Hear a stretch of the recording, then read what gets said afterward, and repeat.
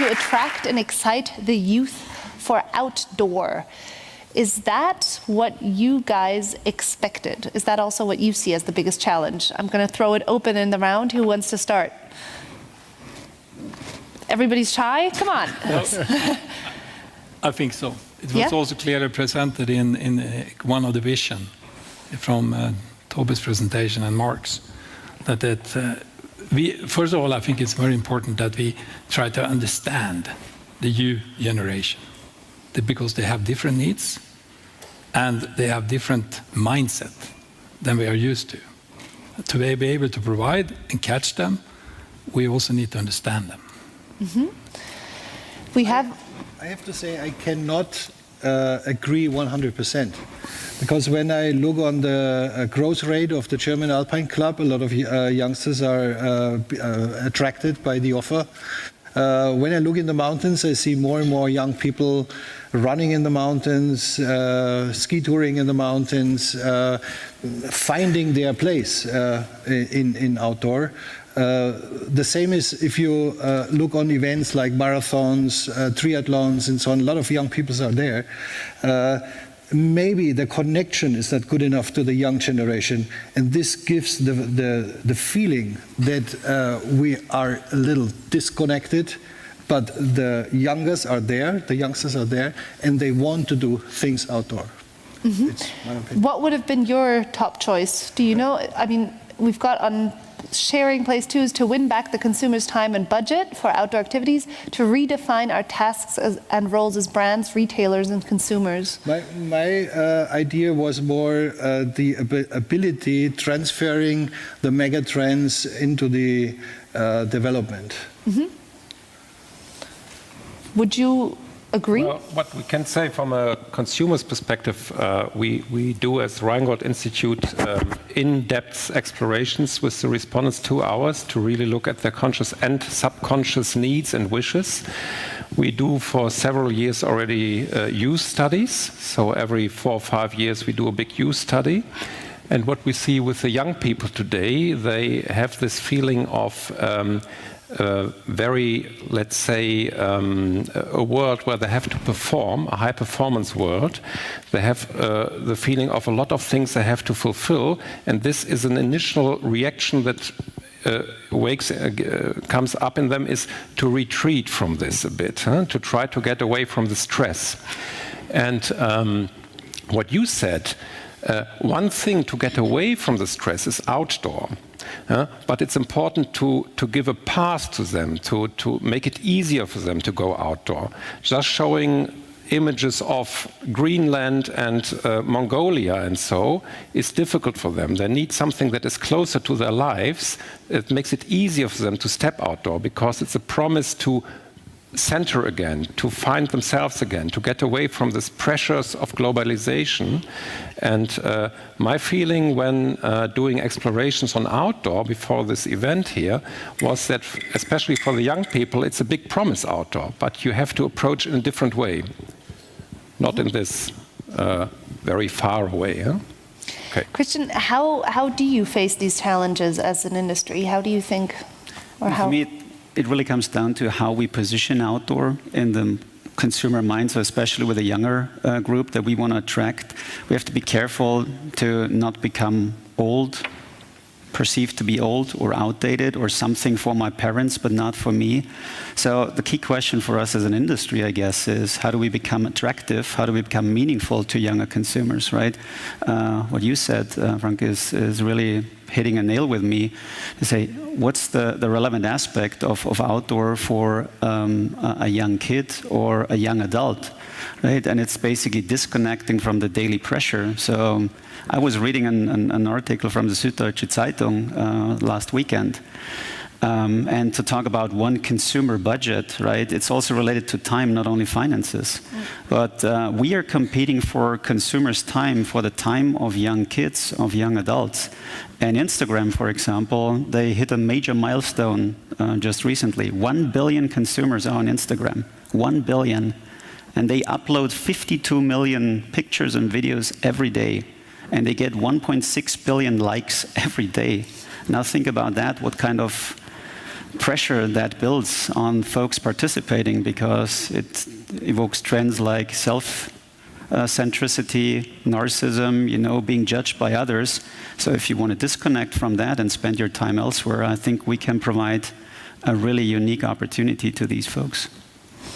Caspar, do you see the outdoor sector uniting to face these challenges, or is it more of everybody fighting for themselves?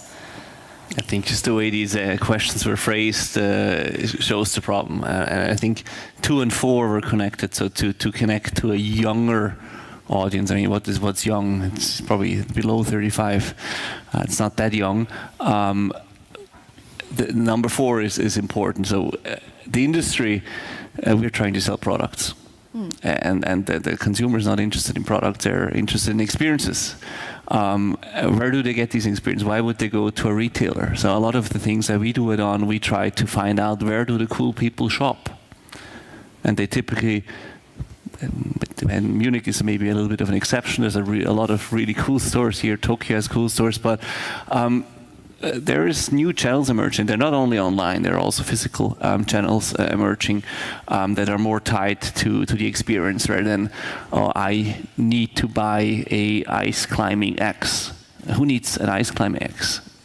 You want to have an experience, but that experience today can be, I want to climb a rock face, the next day you want to go surf, the next day you want to be a concert pianist. The experiences are very diverse. So I think we as an industry, we need to rethink, what do the brands do, what do the retailers do, how do we come together? And I think that's why this Outdoor by ISPO show has potential, because it's not just a show, it's year round. That actually also brings us to our next clip, which is all about exploration, and it's also about leadership, about social responsibility, connecting it all together. It's a clip about the outdoors, so I think we should take a look. When we look back in history, humanity created a lot of explorers and adventurers. Aren't we all born explorers? There were times when the human desire to discover and try against all odds was unifying people all over the world. We used to follow opportunities instead of concerns. We used to do instead of watch. We used to follow our hearts instead of channels.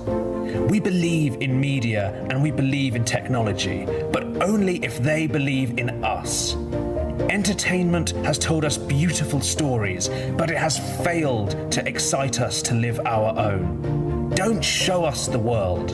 Inspire us to discover it. Fight the storm. Climb the mountain.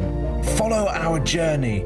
Fall in love with all that is out there and share it with others.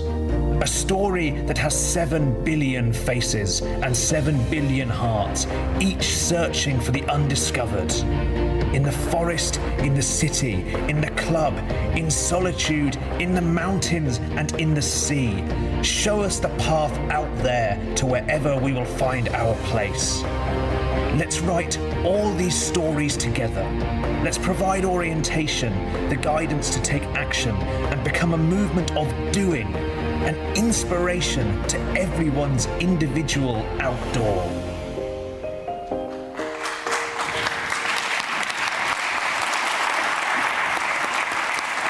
This actually really resonated with me, because I have to say, I think I'm one of those who's always very inspired, especially I got to go to ISPO the last couple of years. I always come out of there and I'm, fully motivated to start all these new sports and get all this equipment, and then kind of life comes in the way. And you turn out to be more and more passive, which I think is actually really depressing, because I love being outdoors, I love doing sports, and I often wonder why, I don't make the time, or I don't get myself out there more often. There's a really depressing study, I find, from the European Commission in 2017, and they say that 15% of Europeans do not walk at any time. 12% sit for more than 8.5 hours per day, and apparently last year has even worse results. So to me, the big question is, how do you get out of that? How do you get out of this passiveness, this, watching an incredible Discovery Channel documentary and not actually doing it yourself? Have we become a passive society? How can we break that open? Yeah. Okay. Claes, I don't know.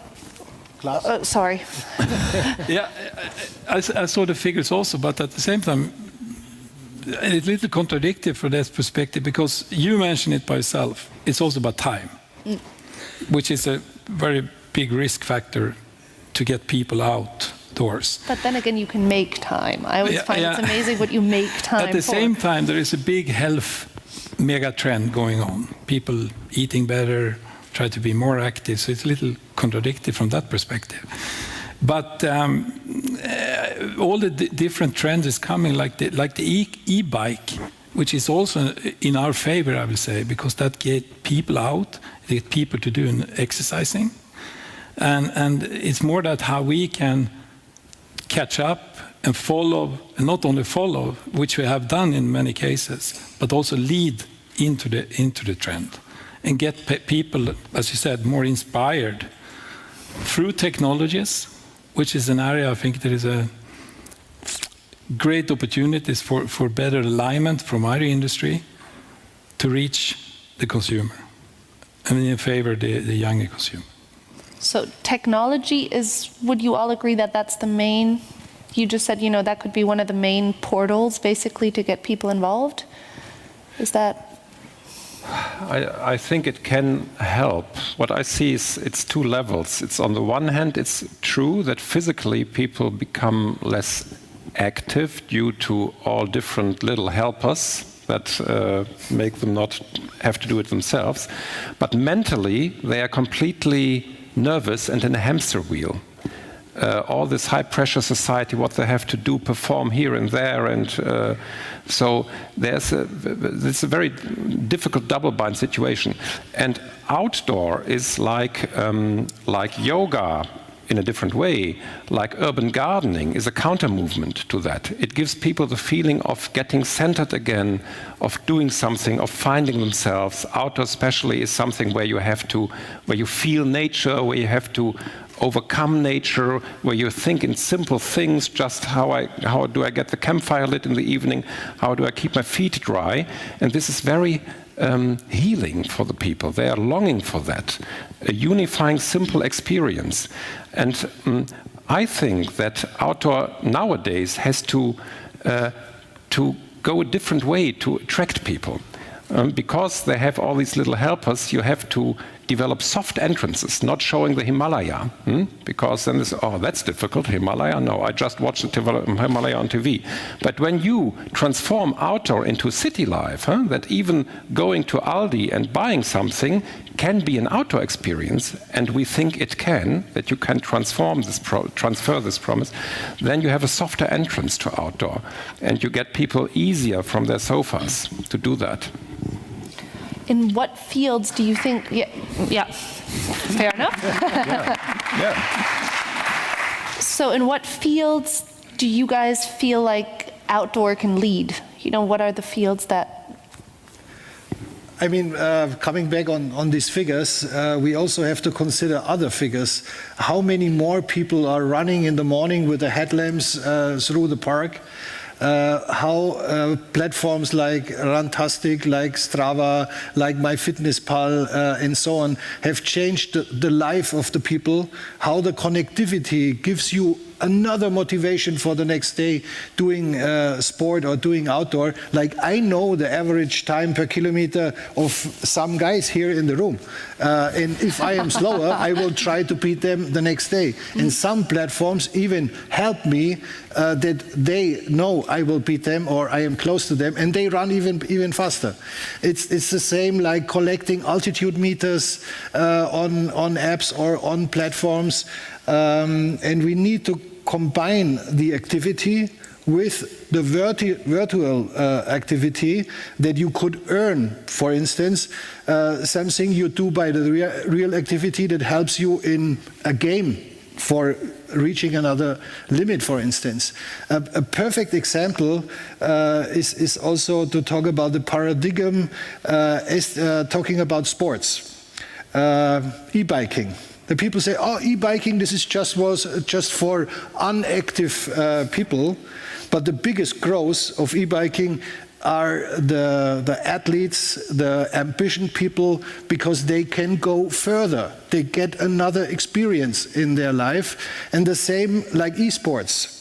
The people say, when the people do esports, they sit at home and we need to bring them out. But it's approved that esports people are very sportive. And leading football clubs in the world, they will not survive in the future or gaining the younger target group without having esports in their number of activities. So we always have to see how we live our life, how we work today, and how we will do sport or outdoor activities today and tomorrow. And this is the connection of the digital and the real world that need to work together.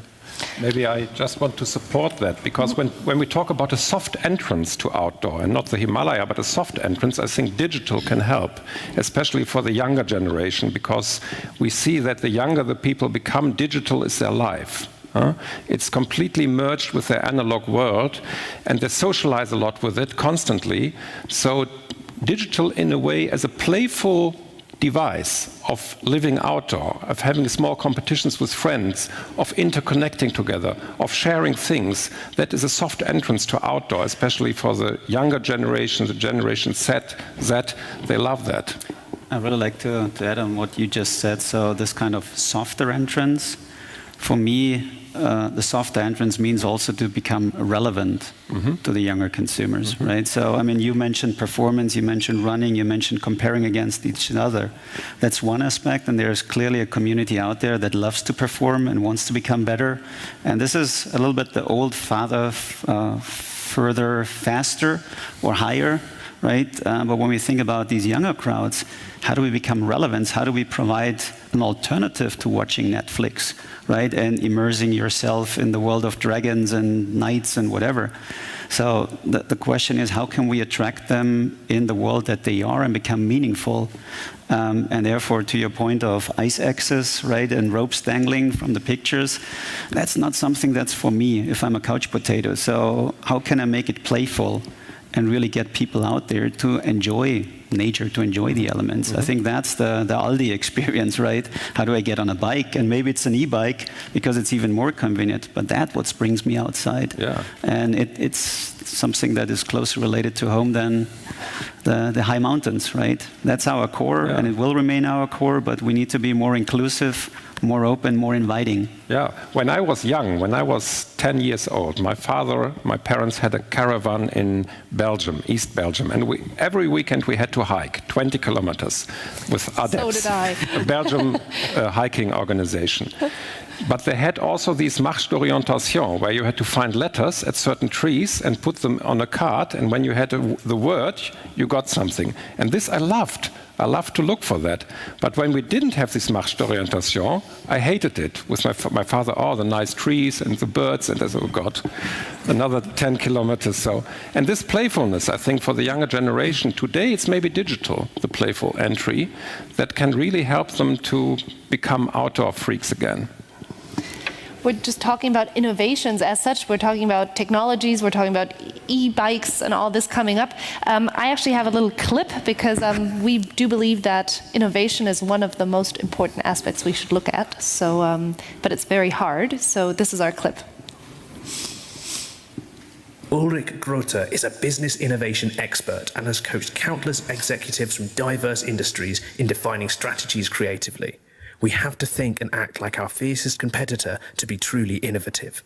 With this rule of thumb, he creates food for thought to avoid innovation immunity. I'm a great fan of the outdoor industry, and I feel honored to have the opportunity to provide you with some food for thought for your conference, for your meeting in Munich. I have carried out quite a lot of studies over recent years, and these studies show that most companies are kind of endangered to be affected by an immunity. And the immunity I'm talking about, I call innovation immunity. You are struggling with the term innovation immunity or the thought behind it, but then question yourself, why wasn't it, let's say, the phone industry that came up with something like the iPhone? Why wasn't it the car industry that invented Uber? Why wasn't it the hotel industry that came up with something like Airbnb? Why wasn't it typewriter companies that came up with the PC? I could go on and on and on. Topic is, the outdoor industry could be affected as well. So maybe there is reason enough to think about innovation immunity in your context as well. And I hope I could provide you with food for thought. I hope you are going to make use of the opportunity, and I wish you lots of interesting debates and conversations in Munich. Innovation immunity is kind of a scary word, I would say, especially for a very innovative sector, as we believe we should be and we are.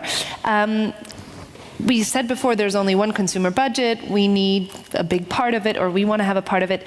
Is OutDoor able to use its expert knowledge to enter the new markets? Caspar, what would you say?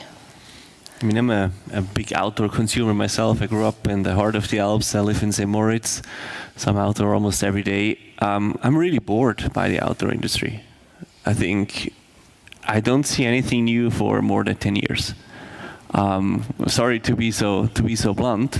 So I would have some money to spend, but I don't really know where to spend it, because what I bought 5 years ago hasn't really changed to today. Right? And I feel it's people are afraid. They're afraid to innovate. It's almost like they're waiting for someone to come in and disrupt. They're waiting for someone like an Arterix to come in. I don't know, 15 years ago or so. And there are players that are coming in. So I would encourage this group to just be very bold and not look at, I think a lot of the good ideas get killed by category thinking. We are looking at this store and this price point, and we need this many black jackets. And sometimes I see really cool products from brands, and then they never make it to the market because they get killed before they even hit the retail store, and because sales teams are not able to bring it into the retail store. I think that there's a profound change in thinking needed, and if I'm a little bit surprised to hear that the outdoor industry is not in the best place. It was better before. It almost feels like it's a hard environment to be innovative, but if you're not innovative, somebody else is going to be innovative for you, right? So that's my advice. When we came in and we changed the running industry. We started at zero, and we're now a pretty sizable player. And our experience was, whenever we did a compromise, it didn't work. Whenever we went in and were totally bold, it was a success and it worked. Mm-hmm. Reiner? Yeah, I'm thinking in the same direction. Many of you know that I was working for a long time in mountain sport industry and before in action sport industry. And I am now bringing what I have learned in the mountains to the technology side, which is humbleness, for instance, which is respect, which is confidence, to be brave and things like that. But on the other side, the outdoor industry need to learn from other industry what they do. If we work in technology industry, we need to understand what the client of our client will need in 5, 7, 10 years. And then we start to evolve the technology we have, or even reinvent new technologies that could cover this need. Mm-hmm. And sometimes I have experienced in my past that outdoor industry is not dreaming big enough. And they are not looking forward enough. And if you dream big enough and you make something out of it, it must be in time, on the right place, for the right price, in the right distribution channel, and they think from the different side. They first think about the different channel, about the price, about the competitors. If it is not working, they are very good to look for excuses. It's the weather, it's the currency, it's that the consumers are using to spend the money for other items, for instance. But the reason of this stagnation, for my opinion, is not thinking forward enough, and this is my message more or less as a guy experienced in sport and outdoor industry and now in the technology industry. But what can we actually learn? I mean, you just said technology is more agile. They're thinking ahead. What is it exactly that we can learn from an agile industry like the technology sector? Is there, something that jumps out? The key question, and that was triggered by the video we've seen, I thought that was pretty provocative. The key question we have to ask ourselves is, what business are we in? When you look at the car industry, and I like the Uber example, right? Mercedes and BMW are struggling now because they were in the business of making cars, producing cars, market cars. But actually, what they learn now is they are in the business of enabling mobility, right? And when we transfer that to the auto industry, what business are we in? Are we making and selling and marketing products? Or is it really about enabling and supporting great consumer experiences? And I think that's the challenge at hand. What does that mean for the auto industry, who could be a disruptor in that case? Do we disrupt ourselves? And just take the example of the ski industry, right? The rise of the rental model and what effects that caused in the whole industry in terms of consolidation, shift of power, who's making the money. I think we have to think in those dimensions to really be prepared to ask ourselves the right questions and find the right answers as an industry. Would you like to add something? Because you actually perfectly brought us to our next clip, because we actually asked a couple of people what they would do if we gave them €1,000. And I expected something completely different, so I think it actually brings it around to what you just said about experiences. I would like to travel the world and see a few countries. Probably holidays. Traveling and tattoos. I would go on a travel. I would definitely spend them on traveling. Go to Asia or something like that. Maybe I will start learning a new language. Traveling around the world. I think I would save them to build a house or buy a house someday. Go away and travel. To Morocco with my bike. I would invest in my company. Go with my family on holidays. I would donate half of the money to my favorite charity foundation, Viva Con Agua.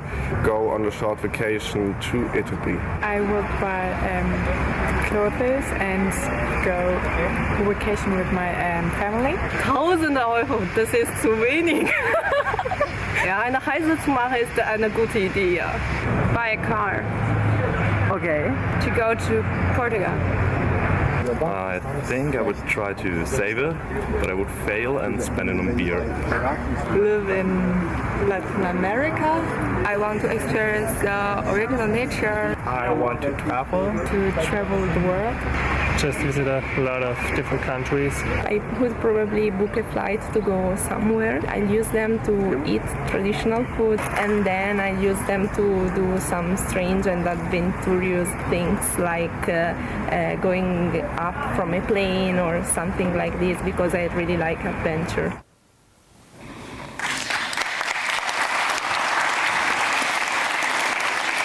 I actually thought that went a lot more positive than I thought. I expected it to be a lot more cell phones, technology-based, maybe handbags for girls or something like that. So I was actually really excited that there's so many people out there who feel the same way and who want to go exploring. Is that something, I mean, that's what you basically said before, that the young people want to go out there and explore. Yes, I mean, you all know happiness research. And happiness research, all the researchers say that experiences make happier than products. We heard that before when in the entering opening. The question is, from my point of view, with what is the outdoor experience? Because what you said, the industry has to think beyond. That's not so easy. Of course, what does beyond mean? Huh?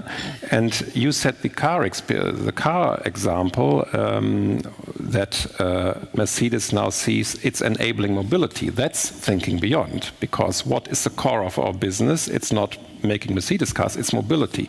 And then the question would be, in order to give you maybe a guideline for going beyond, what is our base of the outdoor industry? And that's a specific experience, and you have to really grasp the experience. And when we talk to respondents about that, they always said the specific experience of outdoor is not being just somewhere in nature, but going through a whole process that has to do, in the first place, giving up securities, giving up comfort, not having heating, not having a fridge, going into a process of always something that is a bit risky, not too risky, but a bit. So just doing a soccer game, which is powerful and exhaustive, is not outdoor. It's not an outdoor experience because that rules, it has an end. But going into your forest and taking a way that you don't know, for example, that can be an outdoor experience already. And in this outdoor experience, you do simple things. You just concentrate on your shoes, on your path, on left or right. And this is very healing for the people. And you see that you can master it. You can master this feeling of being on a strange way and finding your way back, and you come back and feel more complete when you come home. And this, from my point of view, would be the same as mobility for the car industry. This kind of experience you can also have in the city. You don't need to go to the mountain to have this. To have the feeling of it's something a bit risky. You can, for example, dramatize in communication the way to your work with your bike in an outdoor way. That the storm is coming up, that you are fighting against it. In a way, yes, it's not just a boring way to work on my Holland bike, but it's a way to work. There's suddenly the stone. I have to get past the stone. This is already outdoor. And you can transfer this to, and the outdoor gear, the products you produce, are like an entrance into this because they transport this feeling already. When you have such a jacket, you feel this feeling of this process, of having to endure something, even on your way to work. And this, from my point of view, would be thinking beyond. I have to admit, that's something, especially with bikes, that's going on in Munich very strongly. And to me, it's always slightly strange when you see these men in their full, like everything from the most expensive label, and it's everything. And then they're getting off their bike and entering a small office building. And, that's the end of it. Maybe they want to, because they feel maybe bad as just an office clerk. Yeah. And when they buy such a bike and such a jacket, they feel like adventurers. We all want to be adventurers and explorers. And we were that before. Our ancestors were like this. And we miss that. We are over-cultivated. So we want to go back. And that's why I think it's a very great opportunity for you to expand in new fields. Also in cities, in suburbs, and not only in the Himalaya. How can the outdoor benefit from this desire for experience, Claes?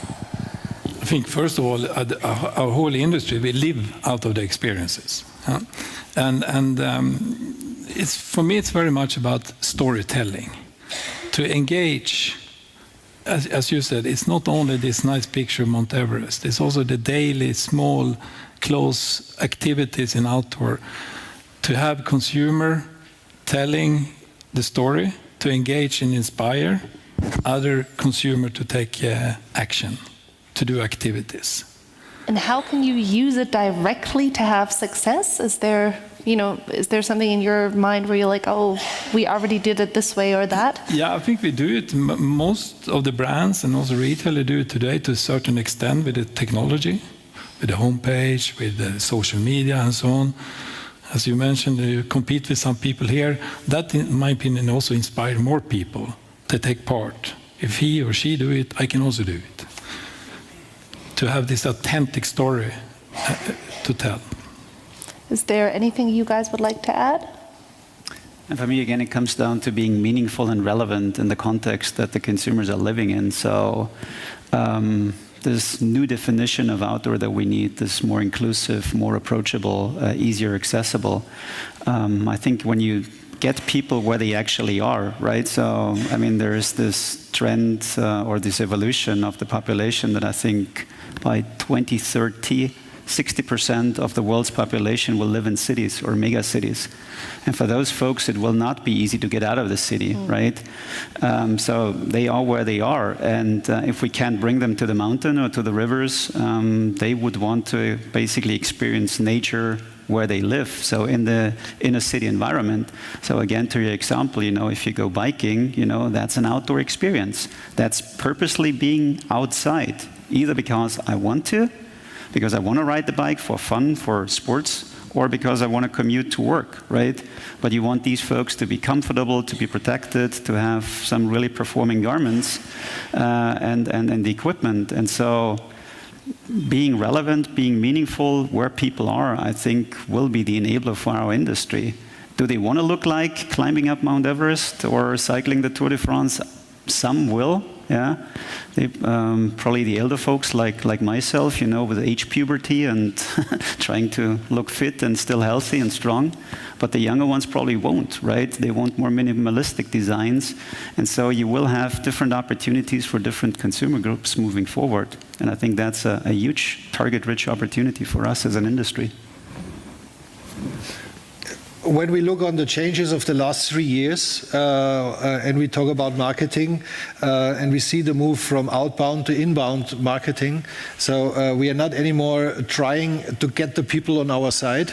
We are identifying the people where they are and attracting them there with very individualized experiences, so we are successful. And this could be a similarity in how to attract people. Like Christian said, 70% of the people live in the city. What can we do in the city?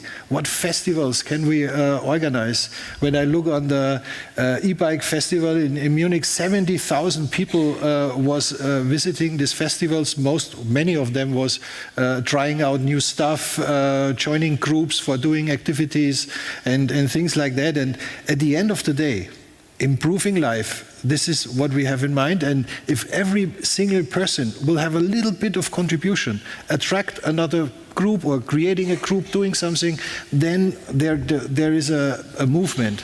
And this, in the sense, this should happen where the people are and not ask the people to come to somewhere else. Also to add on that, I mean, it also comes down to whom we connect with, right? The influences we use. So we can use top athletes on an ongoing basis and really have high-performing athletes and climbers and whatsoever. That's an image we create as an industry, right? But why don't we learn from other industry how they connect with other forms of celebrities? Why not taking an authentic singer, for example, a young artist, and bring them into our world, right? And really open up to a completely new community of young kids, because that might be the idol. And suddenly they see that this idol is somewhat connected to outdoor and is doing different things. So I think influencing in a relevant way is the key task we have in front of us, right? Because the guy who climbs Mount Everest might not be the one that is actually the idol of the younger target group. It might be the singer, the actor, whatever.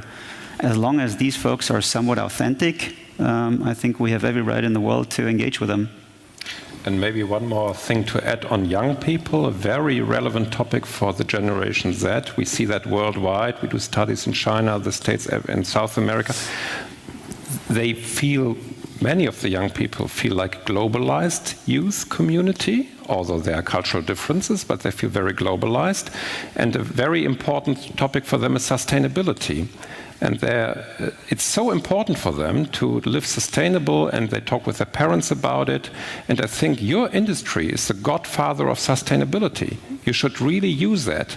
And I think you should do more than just doing sustainable products and how are they produced, and do PET bottles become jackets. That's one thing to do, of course, but you can do much more and even go to the cities and maybe pay for a park in the city and say that's a Jack's Wolfskin park, and you have a corner in the park that is a bit like a jungle. And there you prove sustainability, and you really, as you say, improve people's lives, and especially for the young people, this is a very strong sign of your industry, a very positive sign which they can connect with. I do think that gives a huge push. I totally agree. I think that, yeah. What is it, the last question, what is it you will do differently in the future? Just for yourself, your brand, just as a final statement, what is your, what's your big goal for the future? Shall we start here or there? As a final statement. Yeah, I think our main job is to inspire people, to tell the story, as you said, and plant the dream. And I've spent a lot of time in very large cities, mostly in Asia, in the last couple of years. And what I see there is these people, they're almost like waking up and like, okay, what do I want to be? And they can choose from anything. And then some of them decide they want to be outdoor people or runners or triathletes. And what I see is they go very extreme. I was just in China, and pretty much everybody I met is an ultra marathoner. I don't even know anybody that runs ultra marathon, even though we have a running shoe brand, but there I met like 50 of them at the same time. So that's what they dedicate on. But 2 years ago they didn't run at all.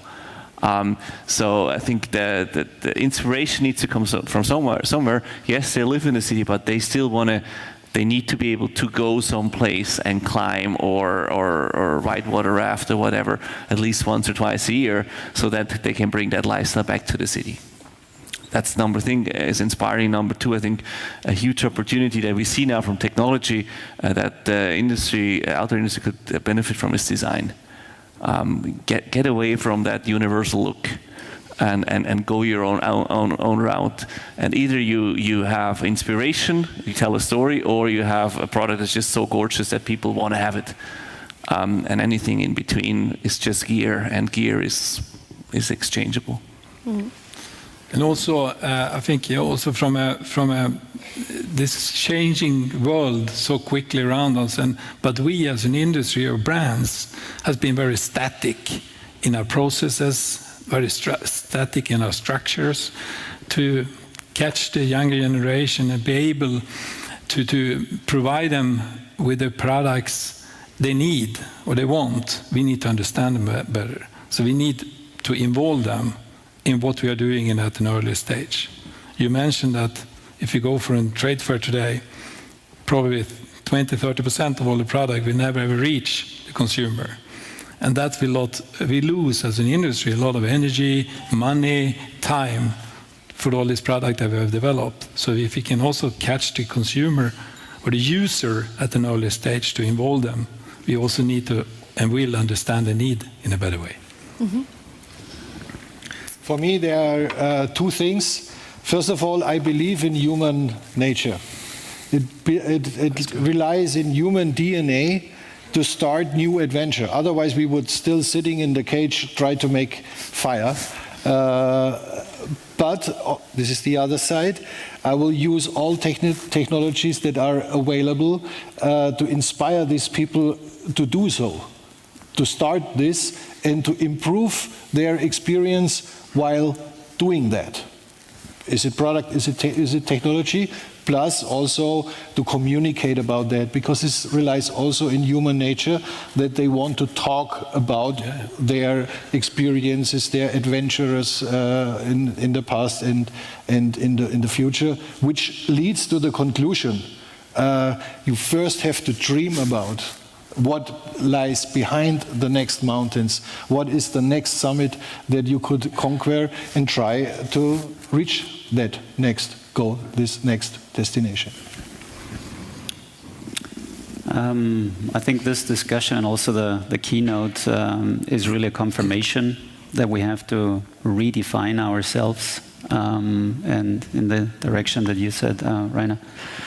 It's really about engaging with consumers, engaging differently with consumers, leveraging technology, as you said. How can we become relevant to them? How can we basically interact with them as an industry, as players? So just to give you a reference, we're launching a new campaign, Gore-Tex Tryouts, and this is really around using our partners' latest products, activating consumers and influencers and having test the products, right? Test it for life. How do you use the product? Share your experiences. And that's really a nice way of, in a very easy and educative format, to engage consumers, expose them to the product, let them create experiences and share experiences. And I think that's something we want to build out further. So I think we're on the right track here. Perfect. Well, what would you do different? Or, I mean, you're from the consumer's perspective, so... Yes, so I think when you're at the point of trying to go beyond stagnation, find new ways, reinvent some things, also on brand levels, because our impression is that many consumers do not really differentiate brands anymore. You have many overlapping product areas, and I would do more research with us, of course, but also with these target groups. When your target group is, for example, Generation Z, what do they exactly want from outdoor? How do they see it? What would be paths for them to enter outdoor, to become successful? How do they see brands? And so on. I think this information is very necessary in order to go this strong new way of reinventing yourself. Thank you very much. Thank you.